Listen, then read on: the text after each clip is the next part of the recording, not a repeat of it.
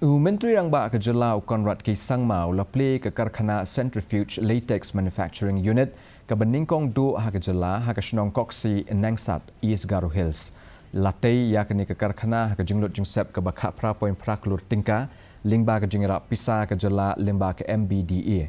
Bala IT ben penyaj ha ke Sister Rose kini ke Karkhana kan saai jing mentoi kumbalai hajar ngut ki Nongr Dieng Jri. Lokaniu labu ru ya umau Nongrim bantai ke Karkhana Fruit Dehydration Unit ke Beningkong hakaba ontai ha ke jinglut jingsep ke ba arpulai kelur tingka bat lakmi lenti ba on sependep ha ubnai naiweng a hajar arpunriu. Kani ke Karkhana kan saai jing mentoi kumbasan hajar ngut ki Nongrep ha ke tai ke than.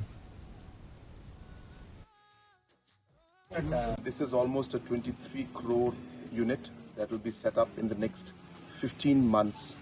And based on this, fruits like pineapple, banana, oranges, jackfruit and other products will be dehydrated and will be packaged to be then exported also and sold all over the country. Uwei ukpa jong usamla na Shillong ulalej ban ujor